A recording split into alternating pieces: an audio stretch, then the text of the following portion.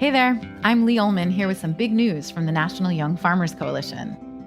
We're partnering with Heritage Radio Network on a special season of The Farm Report. It's all about what's happening with the Farm Bill and how it impacts farmers and eaters.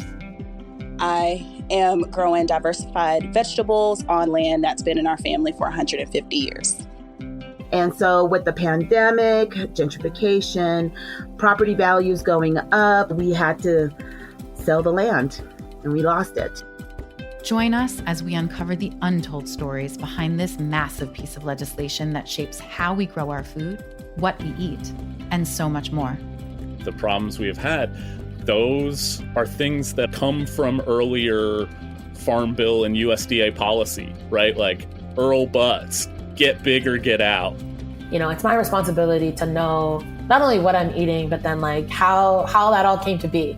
And realize like, wow, like this piece of legislation, all this money, like it's technically something that I support as a taxpayer. While Congress debates the next Farm Bill, this is not just an invitation to listen. It's a call to action. Be part of the conversation. Subscribe to the Farm Report on Heritage Radio Network, wherever you listen to podcasts. You're listening to Heritage Radio Network, broadcasting live from Bushwick, Brooklyn. If you like this program, visit heritageradionetwork.org for thousands more.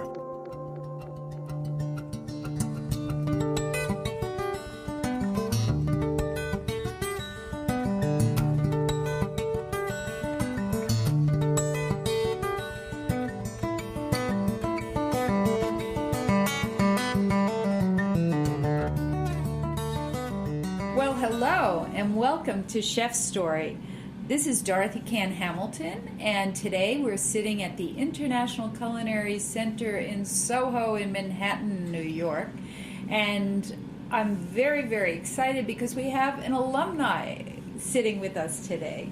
Jair Tellez is one of the most popular chefs who lives in Mexico City, and he's back here for Alumni Weekend, and I just really wanted to talk to him, find out what's happening in Mexico, and let's welcome back, Jair. Thank you. Thanks for inviting me here. Yeah, we can start talking anytime. We have to. Okay, we talk. So I'm gonna start back to where did you grow up? Where were you born? I was born in Hermosillo, Sonora. Hermosillo is maybe like 200 miles south of Tucson. Straight south of Tucson. So it's northwestern Mexico, kind of like Mexican cowboy country, something like that. In the state of Sonora. Okay, so it was in the desert. But I just was born there, and I grew up in Tijuana. So I'm more like the result of growing up in the border. At the border. I heard that you ate sushi before you ate mole. Yes, that's true. How does that happen in Tijuana? Actually, the strongest and one of the weirdest food experiences was when I ate huitlacoche for the first time. Like, you know, this corn smut. Oh, it's really? eaten in central Mexico, and this really illustrates how different is Mexico. I mean, Tijuana is closer to Canada than to Mexico City. Tijuana is closer to Canada than Mexico City. Just so you have an idea. So we're very far away. It's like being from Alaska or something like that. And but that in the end has resulted, and we'll talk about it, in many, many interesting things going on. Because it's like an empty canvas that we had a fantastic opportunity of cooking and through food defining what we are over there. That's right. So were your parents from Sonora? My parents, everybody's from Sonora in my family. So what are your food memories from my food memories? We moved from Sonora to Tijuana, and the food memories from Sonora arrived in a cardboard box that my grandfather sent. And they had flour tortillas, which are very, very specific and different than commercial tortillas. And tell us about that. I have no idea why is it, and I'm not able to cook flour tortillas like my mother does. I mean, and they're so different than commercial. Commercial, the flour is very oxidized and it's very white, and the ones my family cooks, they're so nice and deep wheat flavor, and It's just, and I cannot do it. And I try to do a flour tortilla, and I don't know if it's something emotional, but I cannot do it. It ends up square or something. Does every tortilla taste different? No, yes, of course. Oh, no. Depending on who cooks it. No, and yes. I mean, in my house, for example, we grew up with flour tortillas, not corn tortillas, because we're from northwestern Mexico. So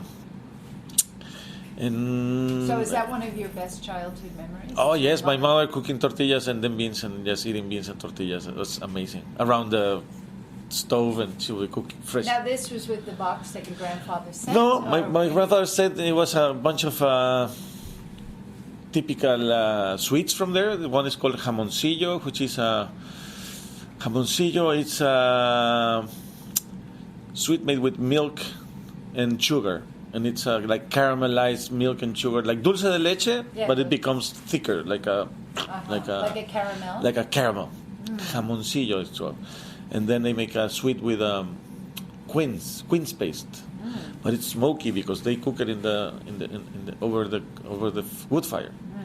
So it was quince paste, and one thing that's called coyotas. And all these things. People in Mexico seldom know them because Sonoran food has never been part of the national food, national cuisine. Because whoever defines what national cuisine hasn't thought that. Because natural cuisines are the addition of local cuisines. That's true. The national cuisine. There's no such thing as a national cuisine. So, we've been trying to learn a lot about Mexican food, and I know that the heritage has French in the background, Spanish in the background. And it depends on the area. It depends on the area, and there's mole and the jungles in the south. And most Americans know the border food. Tacos. And not even that. And not even that. Because now Mexico's barely starting to look at the border food as something that's worth looking at. Like food from Tijuana, in many sense, has more to do with food from LA, from Los Angeles. Well, because Caesar salad from Tijuana. Isn't amazing that?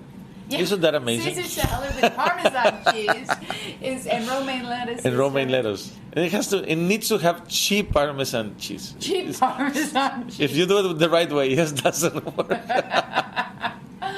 So, is there a cuisine of Tijuana? Now it's a trendy thing. Now it's like there's this guy called Javier Plasencia, and he's doing his very own version of what's going on in Tijuana, and then there's a lot of trying to pretty much like local, and Tijuana is very close to the wine growing region of Mexico, basically, which is by where I have my restaurant there. Laja. Yeah, it's an hour and a half drive. So it's really close. So there's a good amount of excitement around food. It's a lot very similar to what happens here in areas like the Hudson Valley or what happens in Napa. So there's people excited about doing beer, about doing wine, about growing vegetables. Who are the people that are excited about this? Weird people. Weird people. Like always, it's about the people. It's not about the things. And it has happened through. I mean, there's oceanologists, there's scientists, I'm an anthropologist. People that have turned into food because they're excited about it, they're passionate about it, and they end up doing amazing stuff. Let's get back to your childhood. So you like tortillas and beans, now where does your palate start to say? Well, my mother to come to the French culinary. You know what? I had this realization since I was really young that I had to cook. But it took me some. I really tried not to cook. I went to different kinds of schools, and I studied law for a little bit, and then I studied anthropology. And I really tried not to be a cook. I ended up being a cook. Yes, what did your father and mother do? My father's a lawyer. Ah. And my mother, she has a school for children. School for children. So your father, the lawyer, did he want you to be a cook? At some point, he wanted me to be a lawyer. I'm sure. That's just like every father. My other two brothers are lawyers, so I'm the only one who said no. You know what? And I went to this really old-fashioned, top-notch law school in Mexico City. And the third year, I said no. This is not for me. So you went through the 2 years, and then you decide no. And then I said no. It was some it was dramatic, I would say. Yeah. And then I came to New York City supposedly following a girlfriend I had, and then I said, I want to knock doors and go to a restaurant. And my father said, come on, you stop that and go to school. I said, okay, great. Another great, generous decision of you, but I wanted to do it differently. And I did, and I came here. Because I was remembering that. I came through this door, this same elevator, in a very different school now. Yes. And well, it's not so different. We still teach the French classics, yes. you know? And, yeah. And so, did you know you wanted to study classic cooking? Did you know what you wanted to do with it afterwards? I knew I wanted. It's not even I wanted. I knew I had to do it, and it was so natural. Once I started, I came here and I started my class, and it was. I don't want to brag about it, but for me it was so natural. It was so different. Right. So it was so easy. After about a month and a half after being here. Chef Dennis, I remember. Chef Dennis, I remember. Amazing guy. Yeah. Amazing guy. And they came asking here for people that wanted to help on a catering thing for Restaurant Daniel. And I ended up going there. For Daniel Boulou. They asked you if you wanted to go and work on a catering. They asked Chef Dennis to send 2 of his best students. He sent me and another 2. And after that, I stayed there. I stayed a whole year. For a year, yeah. You worked with Danielle. Yes, it was exciting. It was an amazing kitchen to be. Tell us why it was amazing. And you were just coming from school. How could you keep up in a kitchen like that? I just liked it. I loved it. I remember the first day we were serving the catering, serving on a table, and there's Danielle in front of me, and he likes to scream. Sorry, Danielle. I'm interviewing you in 2 weeks. We'll talk about that. yes. And it was really exciting. Yeah. It was exciting to like. And I had my background coming from this law school I went to was around the philosophy of terror. So to me it was that I had the guts to listen to take that. Take it. So it was something very natural. And Alex Lee was amazing. But his former kitchen chef, amazing guy. Amazing. He was like my mentor. Well, so what did you learn in that kitchen? First of all, you learn the paradigm. No, you learn what's great. If it's there, that's the way it's supposed to be. So the product. Everything, how it's done, how they store, how they cook, it's a beautiful experience when you go to those kinds of kitchens because if they do it there, that's the way to go. Yeah. No. Yeah. Some places in the process of your growth as a chef, there are some kitchens you learn things not to do. No. But it's so nice when you start that in this place everything. If they store a chef jacket that way, that's the way it has to be stored. If they keep a tomato, at least that's the way I took it. Yes. And it was a great, fantastic experience. And you were there a year. I was there a year. And then what did you do? Then I went to Mexico City because I had never worked in Mexico. And I didn't know basically how to name things in Spanish. In Spanish. So did you know in French and in English? Yeah, but not in Spanish. So actually a former student from here was working as a sous chef in the Four Seasons. The Four Seasons. Ralph Romano. Romano, I remember him. Yes. And he called me, and I went with him. And it was how can I say? It was a peculiar thing to do, to work in a hotel kitchen. And I like the fact that I did it, but I kind of Why was not it my peculiar? thing. Because it's a hotel. It's about a hotel kitchen. Quality is not the. It's not the. No. Quality is not the main thing. It's the service to the guest. It's production, volume. It's volume and service to the guest. And if the guest wants to have a turbo and you don't have turbo, you somehow to send something that looks like a turbo. So that kind of. So the priority is not quality; it's service. It's attention to the guest, or what they understand as attention to the guest. At least that's the way it was. So how long did you stay there? 8 months, something like that. And then what did you do? And then I went to San Francisco. Oh, back to the States. Back to the States. And I worked at La Folie. It's a French. Oh, with Roland. Very French kitchen. Very French kitchen. An amazing guy. I mean, very lots of energy. Nice kitchen. Very. Now, when you say nice kitchen, what do you mean?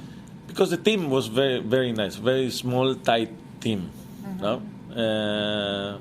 And I wanted that because I had worked at Daniel, which is a large, tight team also. Yeah. Because there's so much challenge in Daniel that the team becomes very tight. Yes. Especially when he's screaming.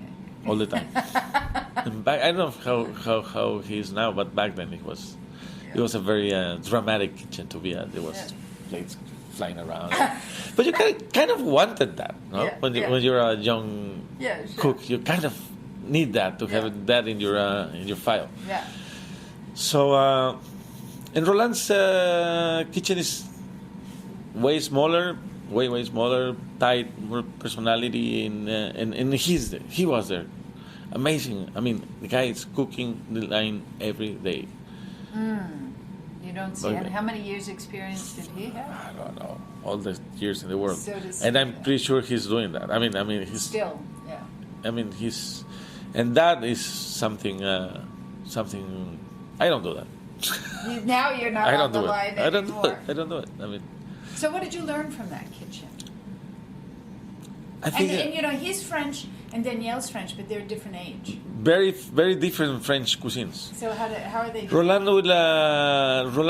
will do really, really deep flavors. I mean, and you could agree or not agree with that. I mean, right now, if I think about it, I think of that more as a reference than something I want to do. Encyclopedic kind of knowledge. He was doing classic. Very classic, trying to be modern. No? Kind of nouvelle. Now it's classic. Yes, it was nouvelle back then, but now it's classic.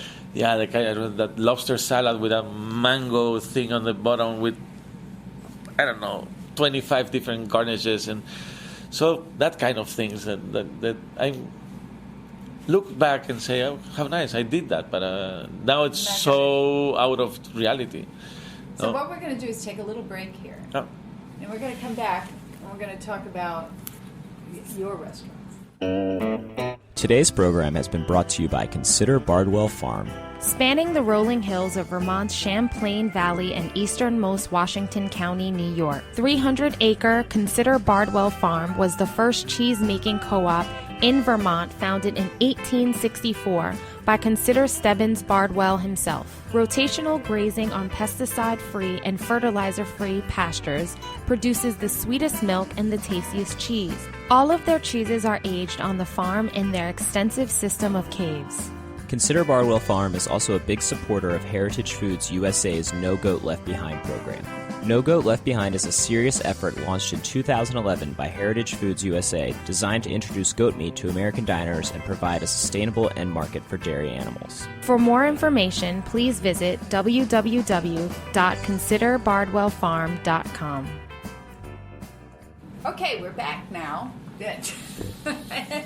Welcome back. You're listening to Chef's Story. I'm Dorothy Cann Hamilton.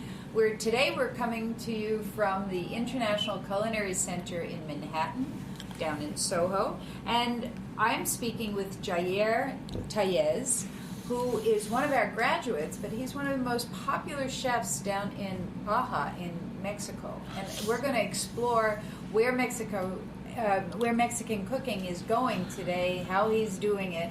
But we're still on his life's journey. He's worked for Danielle and Roland Passot, and now after Roland Passot in San Francisco, where did you go? I stayed in San Francisco and cooked at another restaurant that was named Gordon's House of Fine Eats. It doesn't exist anymore. I think it was a restaurant ahead of its time, and they tried to do this in a very relaxed way. They tried to do high-end food, and that was new back then, and now it's not new, and now it doesn't exist. But you learn from that I learned from Alex Lee. I remember after the first week when I was at the Four Seasons, I called Alex like, Alex, I feel so, and he told me, you learn from every place. Yes. So, go on. You will learn. There's from every place you will learn something.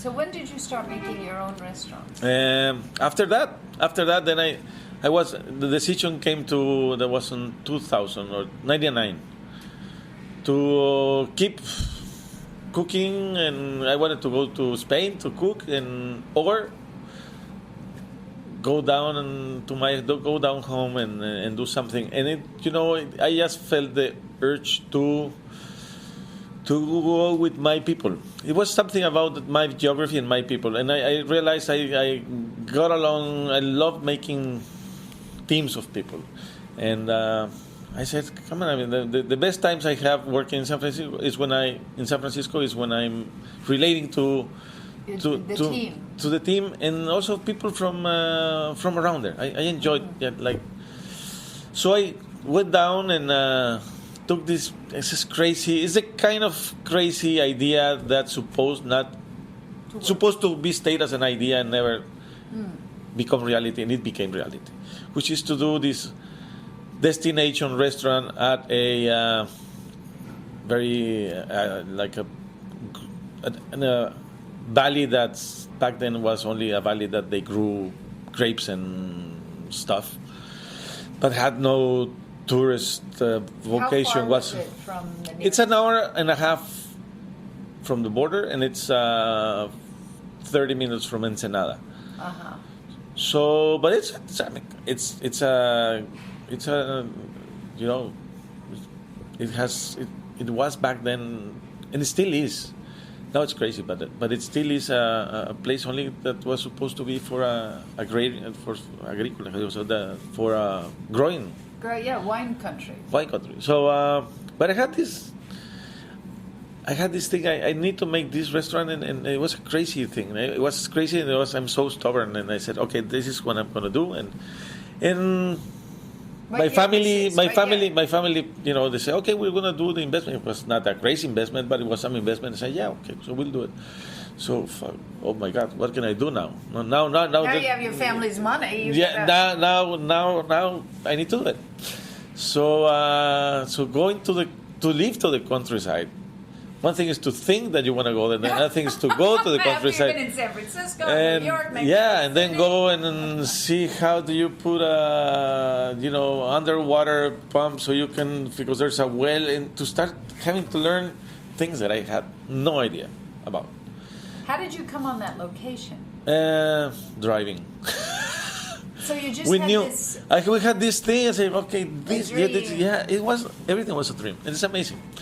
And so we got a piece of land, and then after the piece of land, hired an architect, and then after 6 months, I realized I didn't need an architect, and so I started doing myself. And then I just hired an architect to do my drawings, basically. And what year was this? 2000. Okay. I opened up in 2001. Okay. It took you a year to build. Well, a year and a half, something like that.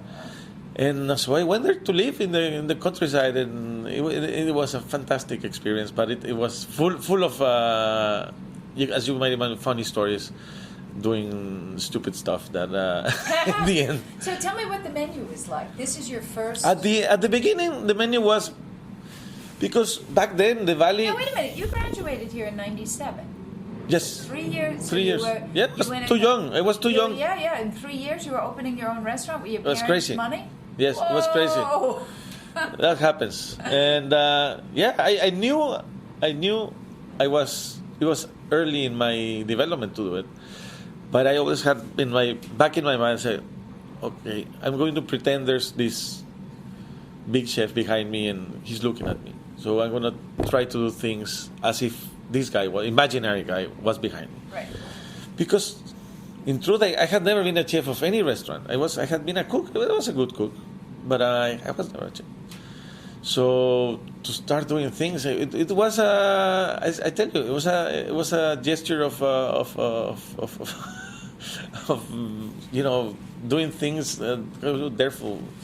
You were a risk taker. Yes, you were also but I didn't. Self-confident. Yes, too much. Oh, that's too much. That's not a problem. But so how long? So tell me something that was on the menu. You were really. I remember at the beginning, the menu was very French, as you might imagine, and also because the valley back then, I imagine this valley that produced a lot of vegetables and things, but didn't actually do it. So I had to imagine that it did.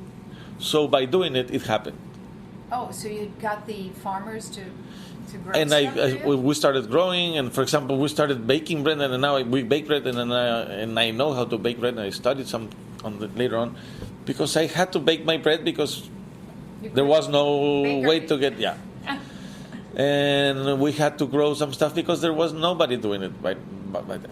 But by doing it and imagining that it happened that way, in a fantastic, beautiful, it started happening years later. So it is not that we were lying. Yeah. No, we were just we never. It's a lot about integrity and honesty. That's right. You were just naive when you went there, and then when it wasn't available, We had you to just go. had to make it. We had to go to San Diego to buy stuff, ingredients to a purveyor. That's the way it went. Wow. New Zealand lamb. And that's the kind of things we. Who was your client? The beginning was people from Tijuana, is not so far away. People that are in the wine region for some. Back then, they were usually there for. It was starting to get some tourism, and people from San Diego as well. I mean, actually, at some point, Destination restaurant. it was a very straightforward. Who discovered you? Was there I don't know press? if we have been discovered yet.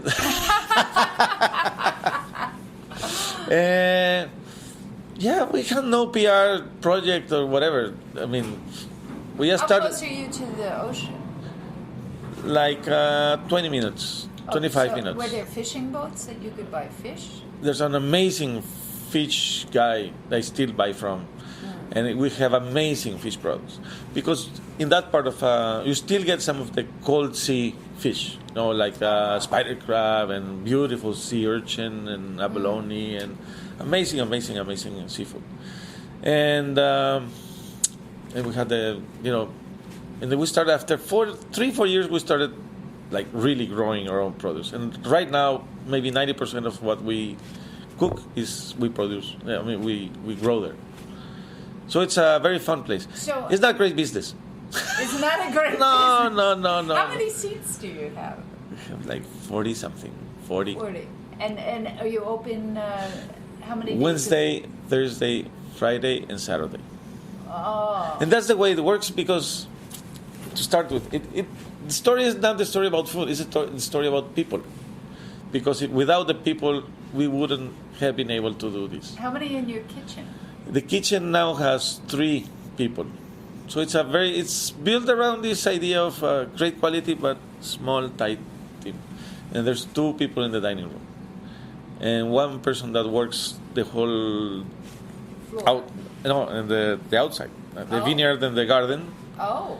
And my partner and manager. Is there a hotel nearby? Yeah, there's some. Now there's some. Now, did you run the hotel too? No, it happened we came to the idea to do it, but no, I realized we shouldn't do it. We're good at cooking, not tending a hotel. So what's your menu like? What was it like when you opened, and now what is it like? I remember we had a soup the first day we had a soup with carrots and some herb. I remember a salad. I remember we had lamb and some sort of like ratatouille vegetables. How French. How French. It was very French in that sense. And now we started to evolve or degenerate, I don't know. But in a way that because at some point it was only 2 cooks. It was me. I was at the line there for 7 years, cooking every shift. And it was fantastic. It was a great, fantastic opportunity. Your lunch and dinner? Lunch and dinner, yes. So for the 4 days, lunch and dinner? Yes. And it's very fun service because since it's a prefix, it's a long table. Every table stays there for 2 hours at least. So it's fun. It's a very fun service. And we do everything.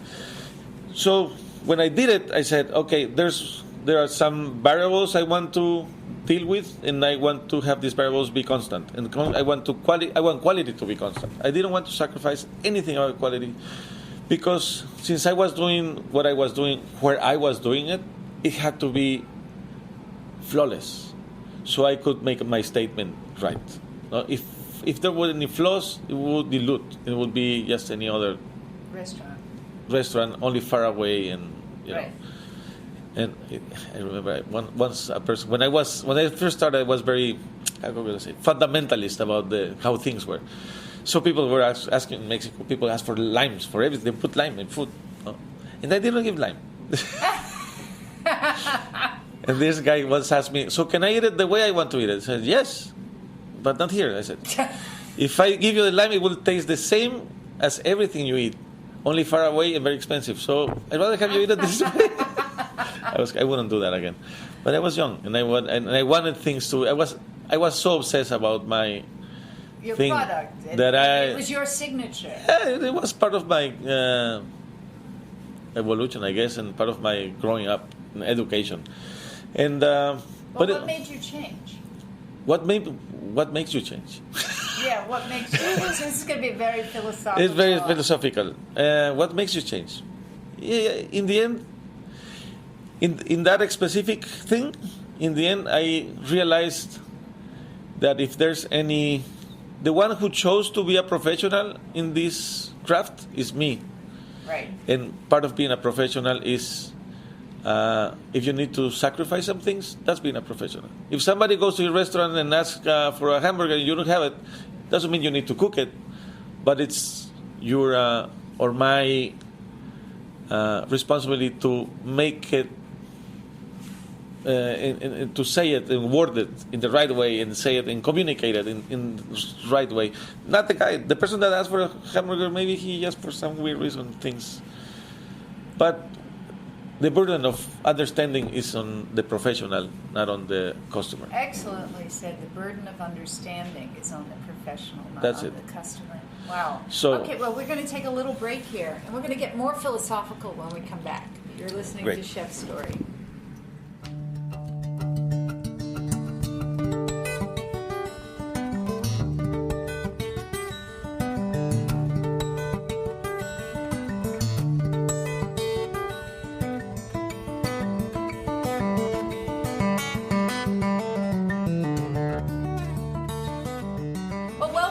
You're listening to Chef's Story, and I'm Dorothy Cann Hamilton, and today I'm listening to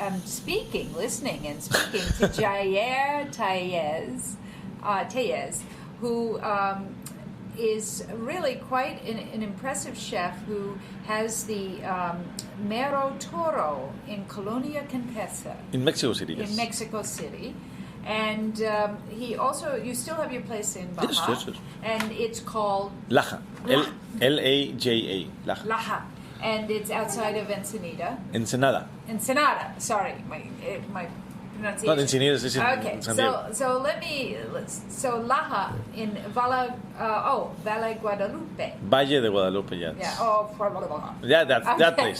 That place. All right, so we're talking a bit philosophically of what a mature chef, the maturing of a chef, yes. Right? And so, how did you get to Mexico City? And how did I get to Mexico City? Toro? Because being in Valle de Guadalupe is like living a dream, but when you live dreams, it gets frustrating because then your life is supposed to be a dream, and it's not like that. It's like when you see the prettiest girl, and once the pretty girl becomes your girlfriend, it stops being a dream. Yeah, or maybe she's pretty, but it stops being a dream. Right. No? So it happened to me that I guess in many ways I wanted the place in the Valle de Guadalupe was out of proportion and still is. You need to have a proportion between what you want to do, what you can do, and what people want. And we had proportion between what I wanted to do and what I could do, but the people side of the equation was off. Now it's much way better. Because it drained me energy-wise to cook some things and not to be sure that people were going to eat it. Because we're in the middle of nowhere. I mean, there's some days we have two. I can't wait to come and go. There's some days there's two customers or one customer. There's some days there's no customers. That's it. So it's difficult. It's not a great business. It's not a great business, but it works now. Nowadays we kind of have found a way to make it happen. But it drained me energy-wise a lot. And it came to a point I need to move along. Yeah. I'm very, as you can see, I'm very, a lot of stuff. Energetic. And to be it's not in my personality to be in the middle of the countryside waiting for no. So I realized one day, just like that, that's the way I am. I need to leave. I said, "No, come on, don't leave." Yes, I need to leave. So everybody stayed there. All the team, everybody. We have the same staff from the day we opened and now. Really? The cooks are 12 years there. Nobody has missed a day of work. No. This is amazing. I tell you, it's a story about people. When I came to I said, when I was working in the U.S., I said, how can I achieve to have Mexican workers in Mexico work like Mexican cooks here? Because there's this, in Mexico, we ask that, why do Mexican cooks in the U.S. work so, and when they go to Mexico, It's different? It's different. And me being an anthropologist, I said, how can I achieve that? He said, yes, you need to pay, but it's not only pay. It's the pride of doing things the best way possible. Mm-hmm. And when people are empowered by, and you give them the tools and the platform to really do amazing stuff, magical things start happening. And that's what has happened over there. It's a beautiful story about people. We do it through food because I'm a cook, but it's really about people, and that's the way I see everything. Really, food is only the medium, but in the end, it's about people. So one day I said, okay, you stay here. I go to Mexico City. I know this my very dearful partner, and she's a very good friend of mine. Her name is Gabriela Cámara, and I knew her before, and she told me, if one day you want to come to Mexico City, give me a call. And I took the phone. I said, you know what? And she's like, what? Are you going? Yes, the day has come where I want to go to Mexico City. Okay, so just like that, we went there and started planning a restaurant, and it has. What's the attitude of the restaurant? The attitude of the restaurant is urban, relaxed, but very, very good food. Different than Laja. I was a point I said, I cannot replicate what happens in Laja because Laja is about the context. Yes.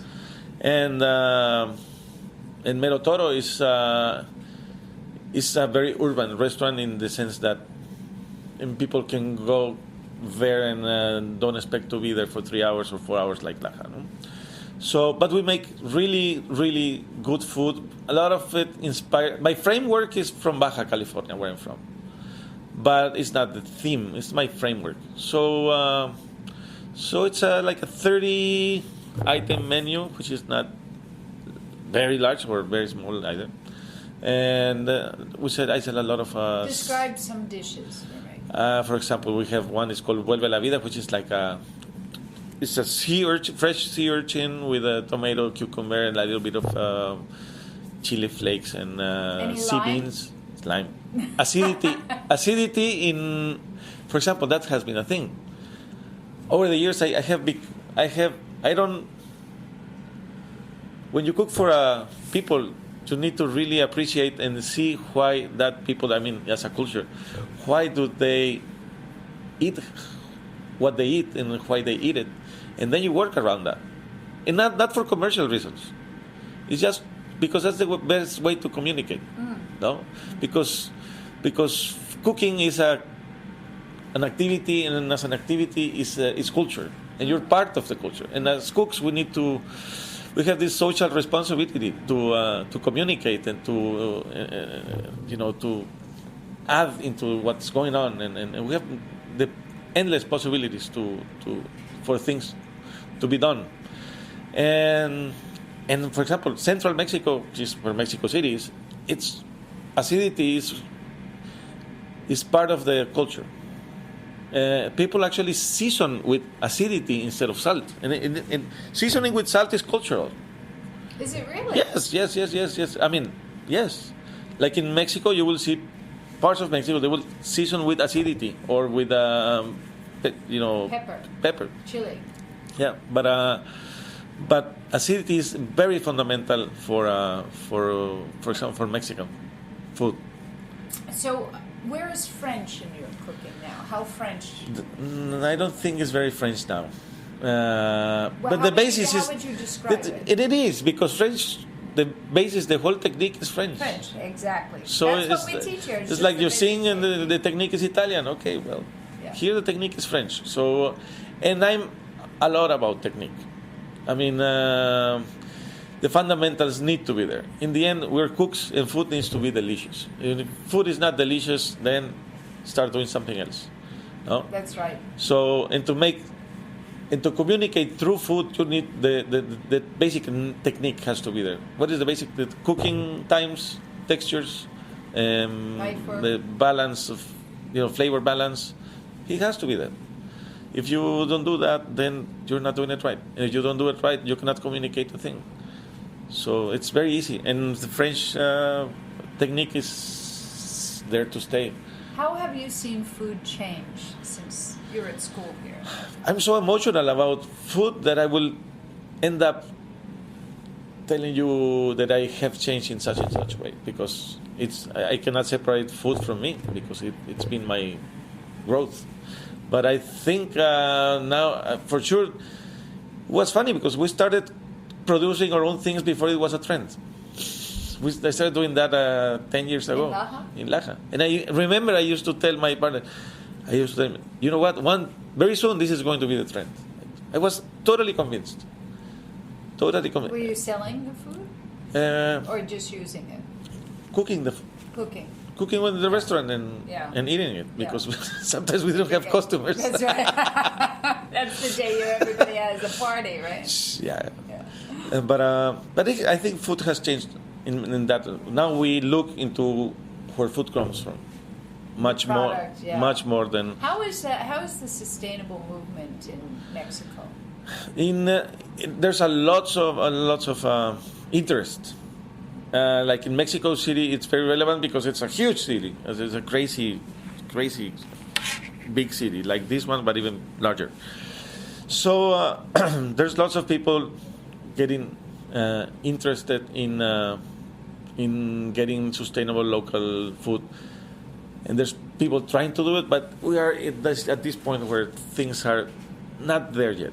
It's very difficult to kind of match together the producers and the consumers. There needs to be communication. Yeah, are there a lot of small farmers still in Mexico? Yes, actually, there's still some farmers that have not gone through the big time farming, and there's also people like here, people that lawyers or whatever that ended up now they're doing cheese. That's right. So like this back to the country thing, back to nature, it's happening also. And they're entrepreneurial. Yes, and Mexico City is very exciting because things happen very fast. Because big cities, things happen. Any dreams on the horizon? Yes. What are you going to be doing? What am I? Get involved with the production of food. Really? What kind of things are you going to produce? We're involved right now in a very exciting thing, working with these people from Ensenada that work with Japanese. They sold fish to Japan, so they were trained by Japanese and they know how to tuna fish. Or with... Mostly tuna, but they do different things. What we're finding now is that to fish tuna, you fish many other species that are not very well regarded, and they don't sell them basically. So the right thing to do is to treat those species as if they were tuna. Yes. Which means to do it the right way and to drain the blood and everything, right. Like the Japanese standard, and sell them and use those fish because there's only enough tuna. Exactly. So what we are doing now is in communicating to the rest of the chefs in Mexico City that we need to use these amazing fish. Yeah. They are not tuna, but have you discovered fish? Yes. What have you called them? There's one. It's called. I think they call it in the English bullet tuna. It's a small. It's like a mackerel. Actually, they call it bulle there because some for some weird reason, and it's amazing. Those are amazing fish. I mean, there's like mackerel-ish kind of blue Do you fish. think we're going to expand our fish? We need to do that. Yeah, The only way to go is that we need to start consuming the fish, because I had no idea about fishing. No idea. It wasn't until like 2 months ago that and what they're doing, they partnered with a small fishing cooperative in a very specific bay in the state of Oaxaca, which is not so far away from Mexico City, but it's far enough. So what they're doing is that they're fishing on the bay with small boats, and the fish is treated as if they were going to send it to Japan, to bleed it. Who buys the fish? Is it only We are involved now. So what we are doing now is that we are getting involved in both sides of the equation, to consume them and then to communicate it, so we can kind of move on both fronts. And then it will, with the belief that it will become the right thing, to the people will start. Are there other restaurants that are buying the catch? We have tried, and they are all very happy with what we have. We're barely starting, so it's a very exciting. This is very. It is very exciting. It is very exciting, and that and get involved with also producing more things. I love these things, but I think we need to do it. There's a social responsibility also to do it. I mean, people want great ingredients, and there's so many things to be done yet in that respect. Well, we've run out of time. Really? Can you believe that? 45 minutes just like that. I can't wait. Just can't wait to come down to Mexico City. I have some good friends there. No, very I have exciting. Friends there. Mexico City is very exciting right now. Really? The whole food scene is very, very exciting. All right, so when I come down, I'm calling you. You're going to take me around, right? Very much. Okay. Well, thanks for listening today. You've been listening to Chef Story. I want to thank Robin Cohen and Jack Inslee, my producers. And we'll see you next time. Thanks for listening to this program on heritageradionetwork.org. You can find all of our archived programs on our website or as podcasts in the iTunes Store by searching Heritage Radio Network. You can like us on Facebook and follow us on Twitter at @heritage_radio. You can email us questions at any time at info@heritageradionetwork.org. Heritage Radio Network is a non-profit organization. To donate and become a member, visit our website today. Thanks for listening.